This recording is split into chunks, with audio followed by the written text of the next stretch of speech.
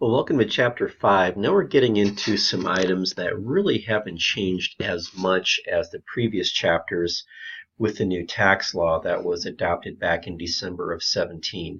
If that matters or not, I don't know because it's still new material for everybody here. But generally, at least for me, as I was reading through the chapter and prepping, um, it's very similar to what the existing law was, which I think is actually good. So this chapter is really about what they call E&P, which stands for earnings and profits, which is really just tax speak for your retained earnings. And then it's about when you take a corporation's earnings, distribute that back to its owners. Is it a dividend? Is it something else? And that's kind of what we're dealing with this chapter. So that's kind of the background to be thinking through. As always, they give us a big picture. And right away, the very first page of your chapter, they always have those. And I always recommend you read those. They're really good about just giving you a scenario. And then throughout the chapter, of course, they give you different takes on that scenario based on what's going on. But I think it's really useful to learn from those. So let's just explain what this one is. Plainwell Ice Cream, premium ice cream manufacturer, very profitable year. They want to share their profits with its two shareholders. And so they have cash of $200,000 to Waffle Cone Corp. And then also real estate worth $300,000 with a basis of 20. It also has a mortgage of 100 on it. And they're going to basically distribute both of those things to its owners, cash and this land. And the distribution is made on December 31, which is their year end. Now, in the past, they've had both good and bad years. More often than not, they've lost money. Despite this year's record profits, the GAAP-based balance sheet, so just think of their GAAP balance sheet, has a year-end deficit in retained earnings, so it's negative. So if you look at their GAAP balance sheet, they'd have negative retained earnings. Consequently, the distribution of cash and land is treated as a liquidating distribution for financial reporting purposes, resulting in a reduction of Plainwell's paid-in capital. So because on the GAAP side, they have negative retained earnings, when these distributions are made, it's liquidating distribution, and basically we're going to debit paid-in capital. Now, the tax consequences of these distributions to the shareholders depend on many things, and so we'll talk about what those factors are as we go through the chapter. And as they usually do, they'll give us the rest of the story and a few what-if scenarios with the big picture throughout the chapter. So we'll talk about what the tax effects of the distributions are. We have to think of both sides of this, both on the corporation itself and then on the shareholders who are receiving the distributions. Okay, so you have to think of both sides. Okay, so then they kind of just explain to us what dividends are. Simply a distribution from corporate earnings and profits, the retained earnings essentially, treated as a dividend distribution.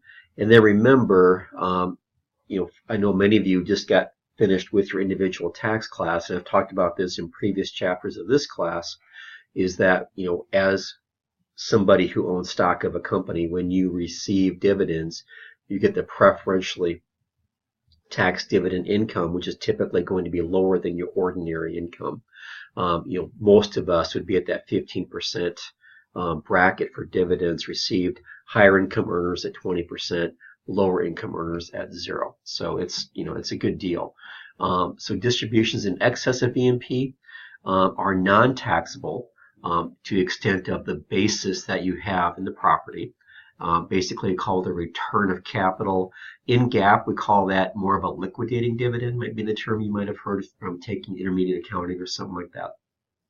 And then excess distribution above basis is then taxable capital gain. Okay, so remember then the capital gains rate is also just as favorable as the dividend rate. You pay it either 0, 15, or 20, again, depending on what your tax bracket is at.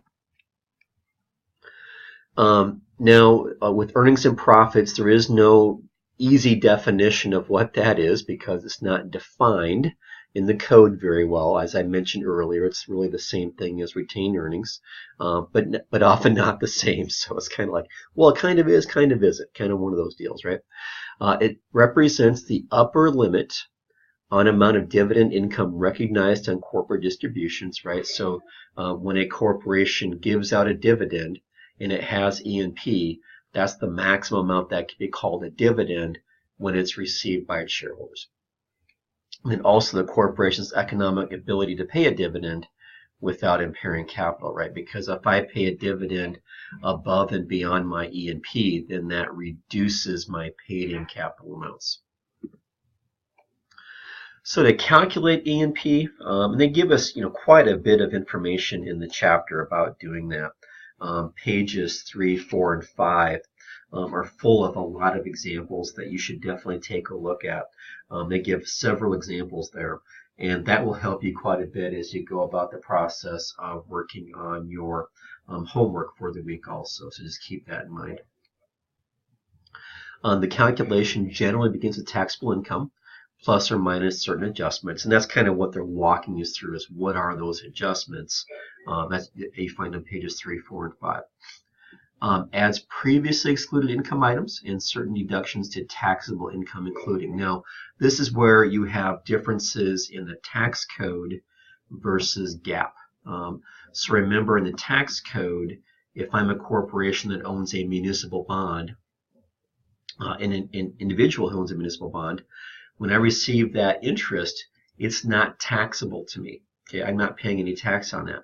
Now, if I'm a corporation and I'm doing the GAAP financials and I own a bond and it's municipal, I receive the interest, that's interest income. I'm clearly going to increase revenue for that. So there's a difference between GAAP and STAT. Excluded life insurance proceeds in excess of cash surrender value. So what that one's about is corporations can buy life insurance on its employees. Quite often you would buy a life insurance on key executives, a founder, somebody who's really important, so that if they passed away, the corporation would lose that person. That would, obviously hurt the corporation. And so you can buy life insurance, and then, the benefit that you receive is non-tax. So for anybody, individual businesses, when you buy life insurance, the proceeds from that policy are not taxed. So it's a huge benefit. If you have a $1 million policy, you receive $1 million check and it's not taxed. Okay. So therefore, because the proceeds are not taxed, for taxes, you're not allowed to use those premium payments as a deductible expense. Okay. Now, if I'm doing my GAAP financials, whenever I write a premium check to pay for life insurance, yes, that's an expense. But in tax, it's not. So what's the difference? And also, if I'm a business and I have a employee with a life insurance policy who passes away, and the business is the beneficiary, when I receive that benefit, I'm going to call that revenue. So you can see why those differences are there.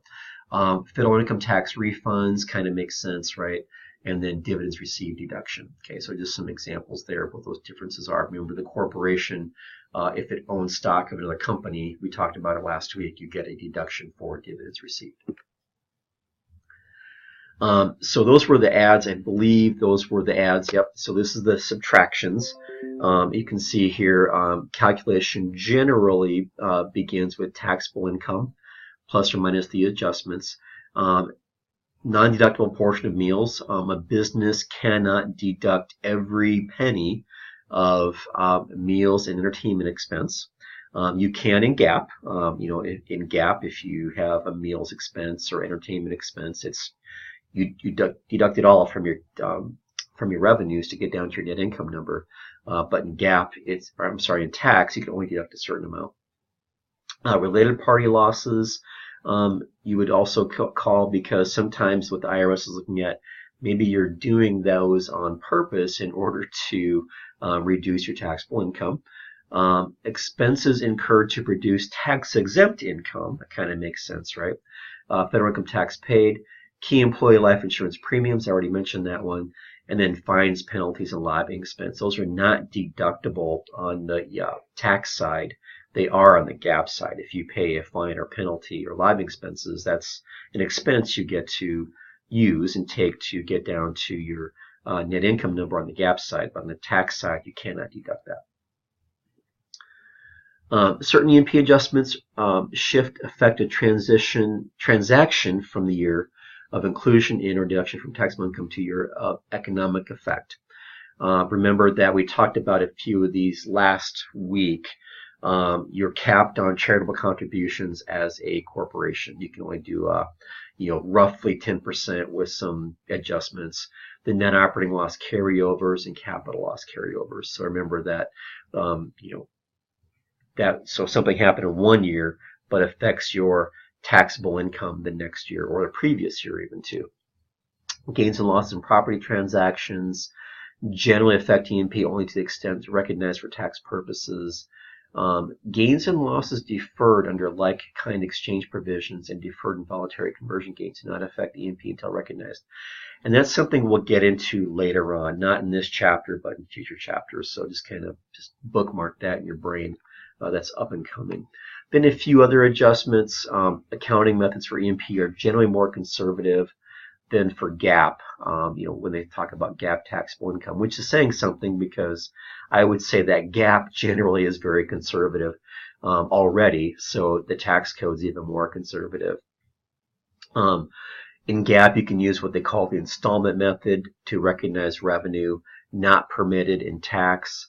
Alternative depreciation system required, Section 179 expenses, and so on, percent of completion, and so on, must be used, no completed contracts. So there's a few others too, but just generally be aware of what those are.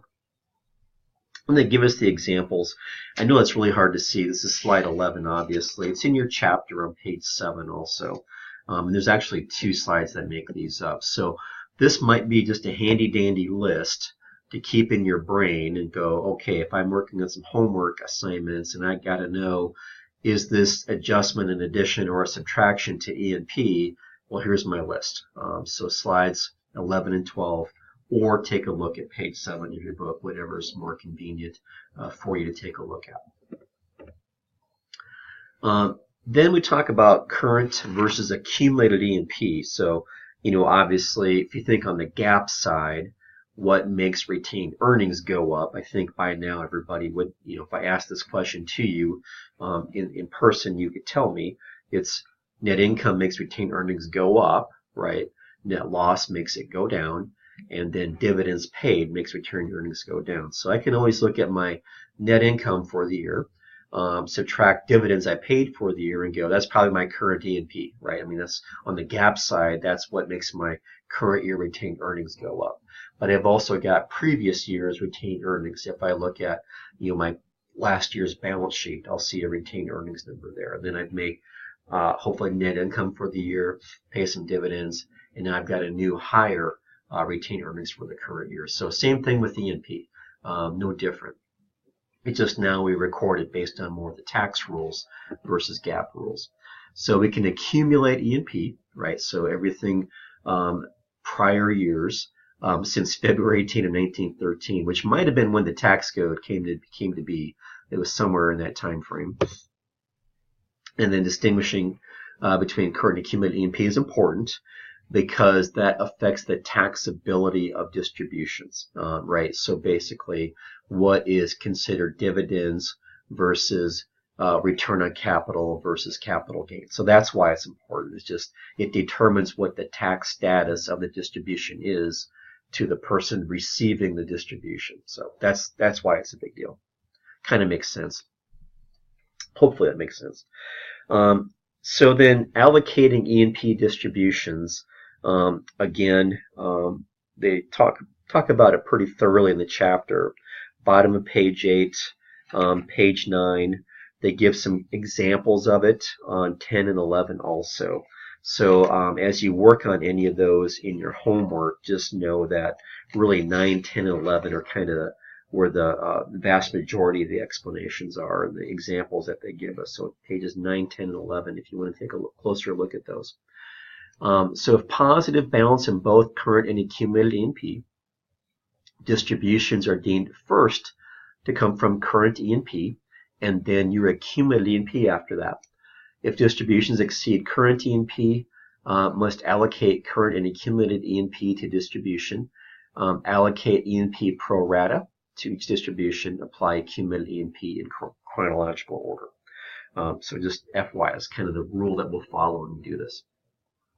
In the tax years of the corporation and the shareholders are not the same, this might be impossible to do. Remember that corporations don't have to have a calendar tax year like individuals would have. Corporations can elect something different, with some stipulations. We kind of talked about that in the first week of class. Allocation rules presume current E&P is sufficient to cover distribution made during the year, unless we can prove otherwise. So we just kind of have to have an assumption under that scenario. If current E&P is positive and accumulated E&P has a deficit, accumulated E&P is not netted against current E&P. Okay, so if current E&P is positive and accumulated E&P has a deficit, keep that in mind. Accumulated E&P is not netted against current E&P. Okay, so just FYI. Distribution is deemed to be taxable dividend to extent of positive current E&P balance. Okay, so you pay out your current positive E&P first. That's what's taxable as a dividend, and then we'll go from there. Okay, so that's kind of the scenario from the big picture is that same one right there. So coming back to the big picture example we started out with, and again, read this in your chapter. You'll benefit. It'll help you understand it a little bit better and allow you to be, hopefully, when you get to the homework assignments, do better on those than if you hadn't read these. So going back to the facts from the first page of the chapter, page 5.1. So Plainwell had a deficit GAAP-based retained earnings, we mentioned that, the start of the year, and record profits during the year. So they had a really good year. They want to reward the two shareholders because of the good year. Assume that this translates into an $800,000 deficit in accumulated E&P at the start of the current year, start of the year, and current E&P of 600. So a deficit of 800, current E&P of 600. In this case, current E&P would exceed total cash and property distributed to the shareholders. Remember that we're giving out essentially $400,000 net. The distributions are treated as taxable dividends. They are deemed to be paid from current E&P, even though Plainwell has a deficit in accumulated E&P at the end of the year, because that $600,000 was enough to cover it. That was the key. If accumulated E&P is positive and current E&P is a deficit, net both at date of distribution. So then if balance is zero or a deficit, distribution is then the return of capital. If the balance is positive, distribution is a dividend to the extent of that positive balance. And then any loss in current E&P is allocated ratably during the year unless parties can show otherwise. We just assume that's the case unless you can prove different. So then they give us an example of 3 different cash distributions. So think of each one independently. So think of column 1 up and down, column 2 up and down, column 3 up and down. And so we have positive accumulated E&P beginning of the year of 100. We have current E&P of 50. We got a $20,000 cash distribution. Okay, so under scenario 1, is treated as a dividend because it's well under the current E&P. Okay, same thing with column 2. My accumulated does have a deficit, yes, but my current is positive and my dividend is below that. So that is taxable dividend. Okay. In scenario 3, a little asterisk here, since there's a current deficit. So look at the positive 15 accumulated, but the current year has got a negative 10. So since there is a current deficit, current and accumulated E&P are netted before determining the treatment of the distribution. So we're giving out 20,000. The net here is a positive 5. That's the same as my dividend, positive 5. And then after that, the other 15 would be return on capital. Okay, then we get to qualified dividends. And then also, the PowerPoint doesn't mention this, but on the bottom of page 12, really most of page 12, I should say, It's called Section 5-3A, the rationale for reduced tax rates on dividends. It's actually quite fascinating, I guess because I teach this stuff both on the GAAP and tax side. I really found that interesting. So read that. It's self-explanatory. So just pull that up on your ebook or your printed book and take a look at that. Section 5-3A, rationale for reduced tax rates on dividends, which is on page 12 of your chapter. Okay, so then the rest of the section on dividends deals quite a bit. That's really mostly the rest of the chapter, I guess is what I'm trying to say, is about dividends and just different types of dividends that can be paid or are paid. And just a little bit, they kind of then finish a little bit about tax planning at the end. But most of the rest of the chapter now is about dividends.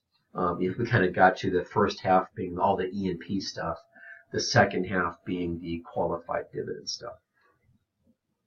I've mentioned this many, many times, I think practically every week now, and I know all of you came out of, or most of you came out of individual tax where you clearly went over this also. So most folks, most people receiving a dividend will be at the 15% rate.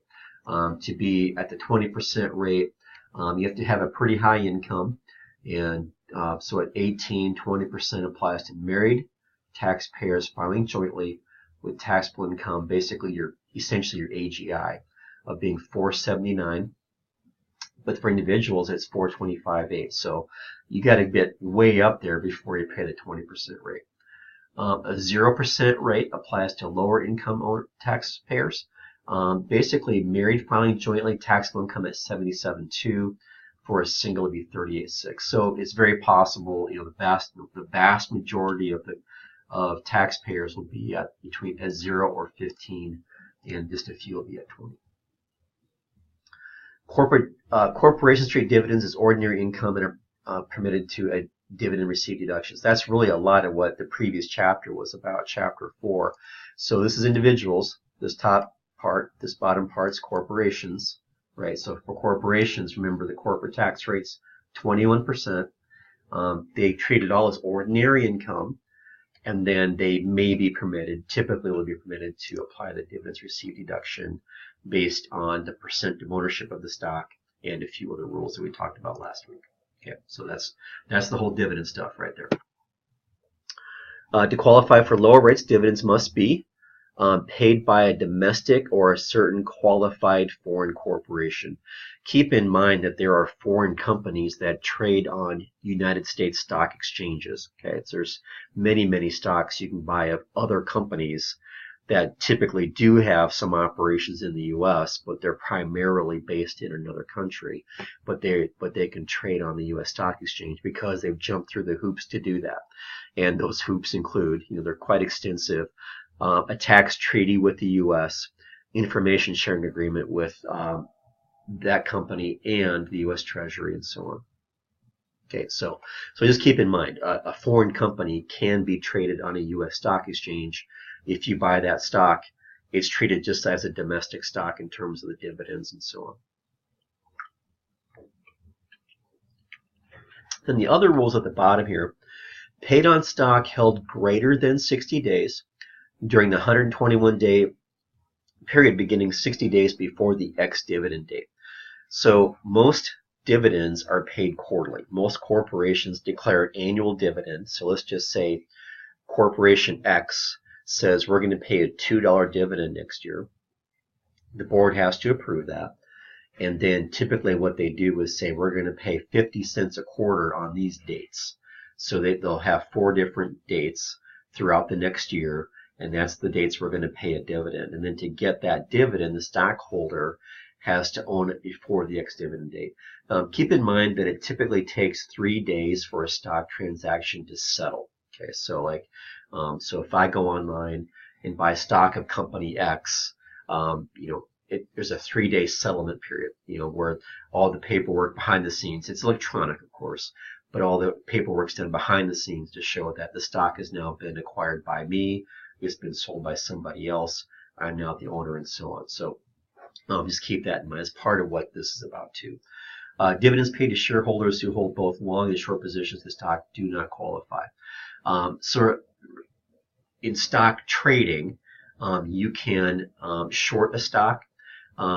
Basically, the traditional part of a stock is buy low, sell high, right? I mean, that's kind of what most people think. But you can also short a stock and bet on a stock losing ground. Basically, I'm going to bet that a stock will lose value, and I can make money the same way as I can with the stock being a long position, buy low, sell high. I can flip that around and make money also. And there's a whole chapter in investments class that I do that explains it. So I'm not going to worry about that here. But I just want you to know, if you're an investor and you're playing both sides of a stock, you don't get the dividends, the preferable tax rate, your dividends. Okay, so if you're betting on that stock, both the high side and the low side, you do not get the preferential dividend treatment. So you've given that up. So now you got to pay dividends at whatever your higher ordinary tax rate would be. Qualified dividends are not considered investment income for purpose of determining the investment interest expense deduction. An election is available to treat qualified dividends as ordinary income, taxed at regular rates, and include them in investment interest income. Taxpayers subject to an investment interest expense limitation must compare the benefits. So what that means is, if you are a more sophisticated stock trader and you want to borrow money to buy stocks, and basically your broker lets you do that. If you went with your stock account, you're allowed to buy stocks at what we'll call margin, and that's an agreement between you and your broker. And it's subject to credit approval and all that kind of stuff. It's just imagine if you go buy a vehicle, you go to the bank and they run you credit and da da da da da. Same thing, the broker's gonna run your credit, determine how much they are willing to lend you to buy stocks, and it's going to be based on what you already have on deposit with the broker and all kinds of things. But you can borrow money to buy stocks. And if you pay interest, obviously you will pay interest on that borrowed money. That would be an investment interest expense deduction. So, not many people are going to hit that. Not that many people use margin to buy stocks, but clearly there are people who do, and they'd have to think through what they want to do and how they want to treat that. Okay, and then we get to property dividends. So, some corporations are doing well. But they don't want to dividend cash away. They want to keep the cash and use that to reinvest in the business. But they want to reward their shareholders and dividend them something.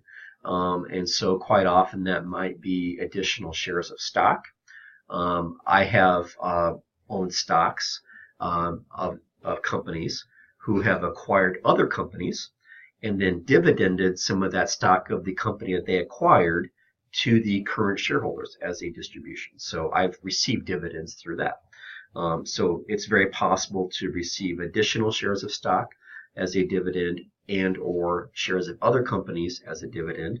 For a closely held corporation, in the big picture, it's not unusual to say, well, let's dividend some land. The corporation owns some land.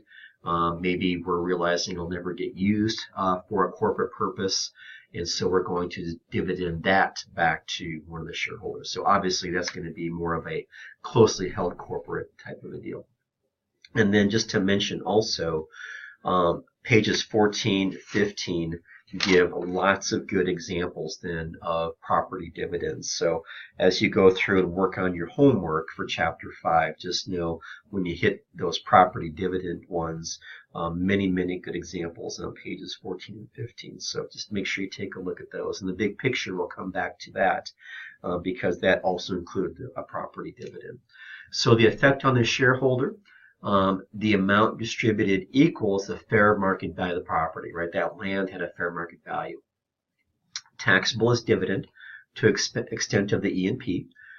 Excess above E&P is traded as return of capital up to the basis that you have. And anything above basis would then be capital gain to the shareholder. And that's why it matters, right? Because I've got taxable as dividends, return on capital, which is non-taxable, and then capital gain, which of course is also taxable. Okay, so that's the effect on the shareholder. Also, more effects on the shareholder. Reduce amount distributed by any liabilities assumed. So that's the big picture, right? We're going to receive a property that has a mortgage on it. And the basis of the distributed property then becomes the fair market value. The effect on the corporation side. So again, we got to think about dividends from the person receiving the dividend and the corporation. So for the corporation, we treat as if the property was sold at fair market value. A corporation would only recognize a gain on this transaction, but not a loss. If distributed property is subject to a liability in excess of the basis, the fair market value is treated as not being less than the amount of liability. The effect on the E&P increases E&P for excess of fair market value over basis of property distributed. Gain is recognized. Reduces E&P by fair market value of the property distributed or basis greater, less the liabilities on the property, which is the example from the big picture. Distributions of cash or property cannot generate and add to deficit in E&P. So distributions, no matter what they are, cannot generate or add to a deficit in E&P. Deficits in E&P can only arise through corporate losses. Okay, so just basically having a net loss results in deficits to E&P, but not distributions. Okay, so coming back to the big picture, Plainwell, remember, distributes property to Lewis, one of the shareholders. The property has a fair market value of $300. The basis on the property was only $20, but it also has a mortgage of $100,000, which Lewis is now assuming. So Lewis is receiving fair market value of $300 and a mortgage of $100. Clearly, as a result, the net of the two is a dividend of $200 right now. It all makes sense. The basis of the property to Lewis then becomes the fair market value, though, of $300. So the dividend that's taxable is $200. The basis is the fair market value of $300. Plainwell Corporation distributes property to Lewis. Again, so for the corporation, the fair market value is $300. The basis was $20, and that creates a gain on the distribution of $280. Okay, so basis $20, fair market value $300, gain of $280. So then an example of a property distribution, and again, kind of like the cash one we did earlier, 3 different scenarios, all independent of each other. And so think of the column 1, column 2, column 3. Look at each one top down. So here in this example, we have a property distributed, basis of 20. In each of the following independent situations, current, accumulated, assume current and accumulated E&P are both 100,000. Okay, so it says fair market value of the distributed property in this example is 60. With no liability. So gain of 20, 60 minus 20 is a gain of 40. I said gain of 20, but gain of 40. E&P is increased by the gain. E&P decreased on distribution is 60. Okay, the fair market value. Number 2, we have fair market value of 10. Remember that the basis is 20. Okay. And so so there's no liability again. There's no gain, okay, because fair market value is lower than the basis. There's no gain. We don't recognize losses, so there's not even a it does say loss here, but we don't recognize losses. There is no E&P increase because we're not creating a capital gain. E&P decrease on distribution is the basis going away of 20. Then column 3, the fair market value is now 40. The liability, first time we have a liability, is 15. The gain or loss is 20. 40 minus 20 is my 20. That increases E&P by 20. And then my E&P decrease is the 40 minus the 15 is 25. So 40 minus 15 is 25. Okay, then we get to what they call a constructive dividend, and that's on pages 16 and 17. And it's also kind of carries over to 18 too. So yeah, 16, 17, 18 would be the main pages there. They give a really good example on the bottom of 17. You can take a look at about Libby, the president of Taylor Corporation. Make sure you read through that. That's a good explanation for it. And so it's any economic benefit conveyed to a shareholder, may be treated as a dividend for tax purposes, even though not formally declared, and it need not be based on a pro rata distribution. Usually arises in closely held corporations, right, where it's only owned by a few people, maybe by a family.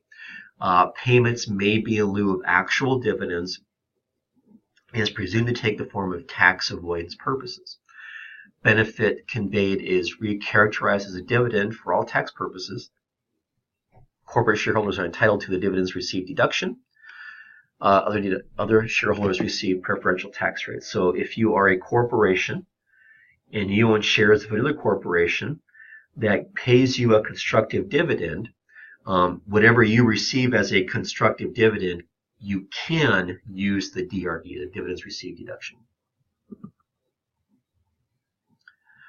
Examples, and again, that's where I kind of said take a look at 1718. They give you some great examples there. Shareholder use of a corporate property at a reduced cost or no cost, company car. Bargain sale of a property to a shareholder, sale for $1,000 of property worth $10,000, or bargain rental of corporate property, basically saying you're getting a deal. It's a really, really good deal. And so the IRS is saying, you know what, that's probably a dividend, and we're going to tax you based on that. Payment on behalf of a shareholder, that the corporation makes payments to satisfy an obligation of the shareholder, or just simply what they might call unreasonable compensation. Below market interest rates, loans, high interest rate loans from shareholders to the corporation. You can see where the shareholder is benefiting. Avoiding unreasonable compensation. So how do you avoid it as the corporation? Documentation of the following attributes will help support payments made to an employee shareholder. What the employee's qualifications are, comparison of salaries and dividends made in the past, comparable salaries for similar positions in the same industry, nature and scope of the work, size, complexity of the business, corporation's salary policy for other employees who may not be stockholders. So, you know, if other employees that are not stockholders are paid at the same amount as a stockholder, then, you know, it's not unreasonable potentially. Okay, so just some things to give. But the example on, as I mentioned, page 17, the bottom of the page there is really good. Take a look at that. And then we get to stock dividends and stock rights also, but stock dividends. Excluded from income if pro rata distribution of stock or stock rights paid on common stock, with some exceptions, but the effect on E&P. And if you can recall, like, let's just say intermediate accounting, I know we go through stock dividends. We do a little bit of that in accounting principles, so you might have to stretch your brain to remember a few of these things. But it's very possible that you may recall from the GAAP side a little bit about stock dividends and stock splits and things like that. But basically, you're taking corporate stock and using that to reward, essentially, your shareholders by giving them more shares of stock. Effect on E&P if non-taxable. E&P is not reduced if taxable. Treat as any other taxable property distribution, kind of like the land example we gave earlier. Basis of stock received if it's non-taxable. If shares received are identical to shares previously owned, the basis equals cost of old shares divided by number of new shares. If shares received are not identical, allocate the basis of old stock between old and new shares based on relative fair market value. And holding period includes holding period of formerly held stock. So remember, you have to own the stock for so long, 60-ish days, whatever the rules were, I forget, that I explained at the beginning of the chapter. Those same rules apply. If taxable, the basis of new shares received is fair market value. Holding period starts the date the shares were received. Stock rights. Tax treatment of stock rights is the same as stock dividends. If stock rights are taxable, the income recognized is fair market value of the stock rights received. The basis is the fair market value of the rights. If exercised, holding period begins on date the rights are exercised. The basis of new stock is the basis of rights plus any other consideration given. If stock rights are non-taxable, if the value of the rights received are less than the 15% of value of the old stock, basis in rights is 0. If value of basis is 15% or more of old stock and rights are exercised or sold, we must allocate sum of basis in formerly held stock to rights. Then they kind of finish up the chapter by just talking about tax planning, more on the corporation side. Maintain ongoing records of E&P to make sure that return of capital is not taxed as a dividend kind of accidentally. There's no statute of limitation on E&P, so IRS can redetermine it at any time. So accurate records minimize the possibility of something changing based on an audit or IRS, poking around looking at it. Adjust timing of distribution to optimize tax treatment. If you accumulate E&P deficit and current E&P loss, make distribution by end of the year to achieve return on capital. Therefore, it's tax-free. If current E&P is likely, make distribution at the beginning of next year to defer the taxation. And then to avoid constructive dividends, structure transactions on an arm's length basis, basically reasonable rents paid by a corporate stockholder, reasonable compensation, reasonable interest rates, and so on, just to kind of avoid the constructive dividend stuff. Using a mix of techniques to bail out of corporate earnings, such as shareholder loans to corporations, salaries to shareholder employees. That's a really good one. Rent property to the corporation, pay on some dividends, and so on. So overdoing any one, though, may attract attention to that of the IRS, but maybe a mix of the few. So now to kind of go back to the big picture and almost kind of wrap this up, a number of factors, as they mention here, affect the tax treatment for Plainwell's distributions. The amount of current and accumulated E&P, which differ from retained earnings, remember, partially determines the tax effect on the shareholders. Given that Plainwell Corp has had a highly profitable year, it's likely that there's sufficient E&P to cover distributions. If so, they're dividends to the shareholders rather than return on capital. Waffle Cone Corp receives $200,000 worth of dividends that is mostly offset by the dividends received deductions. So one of the owners, or basically Plainview, has a subsidiary called Waffle Cone, and they're going to give some of this money to Waffle Cone, and so Waffle Cone can then apply the dividends received deduction, okay, basically at 65%. And they would pay 21% tax on top for what's left over. Lewis has $200,000 worth of dividend income, which you probably already kind of figured out. $300,000 the value of the land, $100,000 mortgage. Assuming Plainwell is a domestic corporation and Lewis has held the stock for the year, the land is a qualified dividend, right? So therefore, as qualified, that's what you want. It's qualified for preferential tax treatment. And so depending on where Lewis is at in terms of income, then he would pay the appropriate tax rate. And they're just telling us what those rates are. They're not telling us where Lewis is at, but they're just telling us, where he might fall in. The max would be 20, most likely 15. Okay. Now his basis is 300 though. Okay, so the basis is 300. So when he goes to sell the land, if he sells it for more than, let's say he sells it for 350, he compare that to the $300,000 basis and have a capital gain of 50. Now, from the corporate side for Plainview, the distribution of appreciated property creates a gain of 280. We gave it away at fair market value against a basis of 20. The gain increases E&P by the amount of distribution reduced by the cash portion of the distribution, and then reduced by the $200,000 net land distribution, the fair market value minus the mortgage. So that made E&P go up by 280, but then we immediately subtract 400 away from that to reflect the dividends. And then a little bit of the what if game. What if current E&P is less than the cash and land distributed to the shareholders? Current E&P would be applied pro rata to the cash and the land. Since the amounts received by the two shareholders are equal, $200,000 each, the current E&P is applied. It is applied in tax as a dividend. Anything above that, though, is then applied in a pro rata portion. Plainwell probably has a deficit accumulated. Most likely had negative retained earnings, which means they most likely have negative E&P. As a result, remaining distributions most likely in this example would be tax-free recovery in the basis, and then anything above that would be a gain, taxable capital gain. And that's it. As always, if you have questions, just let me know.